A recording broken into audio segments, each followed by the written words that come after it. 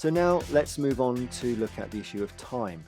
Now, some ideas emerge as sprints, they happen very quickly, and others turn up as marathons. Some of Einstein's biggest ideas took 20 or 30 years to happen. It's what Stephen Johnson calls a slow hunch in his book. Now, there's nothing to say that bold ideas can't happen in either, but we tend to starve our creative pursuits of the time that they often need. And we need to, I believe, look wider than we tend to with the amount of time we give, think deeper and dream longer. That's where better, more original ideas are going to come from, rather than being in a rush to quickly get ideas out onto the table and move. Now, not for 1 second am I naive enough to think that business doesn't have to happen at pace. But we also need to confront the reality that sometimes creativity happens at its own speed and it cannot be rushed. So look wider, think deeper, dream longer, I believe should be mantras inside every organization, and you need to create rehearsal space, rehearsal time for that stuff to show up.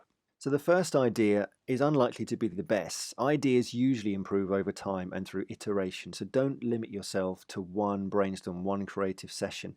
I think it can be helpful to imagine yourself almost as a Hollywood scriptwriter.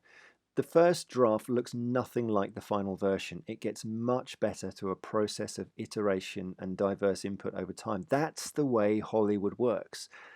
It's the way creativity works if we want it to. Better creative outcomes come through a process of iteration with diverse input.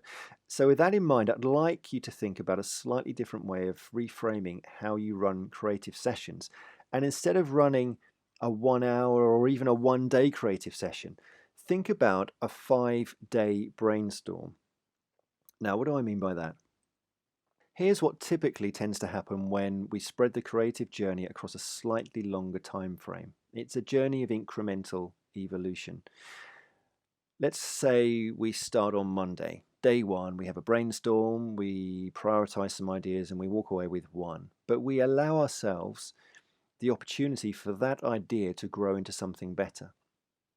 Day two, we may have decided that the idea actually should be a little bit bigger. And then we decide actually there's a fundamental principle behind that idea that we've completely overlooked and it's never going to work. And a new idea starts to emerge based on something we learned from that idea being wrong. Then another idea pops into our head because we read an article somewhere or someone said something that sparked something else, and a brand new version of the idea appears again. And then in the shower later on that day, another version of reality pops into your head, another creative collision occurs, and you end up with something very different. Now, this is all backed up with brain science. There is a lot of research that shows that better creativity occurs when we allow our subconscious to work on the problem. We all know it. Having a shower, ideas come. We were out for a run, an idea comes. It's because we're not actively thinking about it. Again, there's more in the book on that, and you can Google that. There's a ton of research out there on this kind of thing. But the real takeaway here is, if you want better ideas, don't be content with the one that you land on at the end of your first creative session. Ideas do improve over time. So rethink your creative cadence. It's the way that most creative companies work.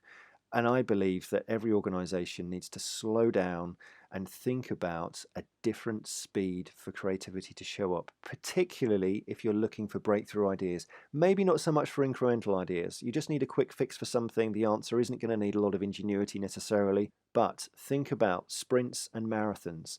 Bolder ideas, you're generally going to need to think more about marathons.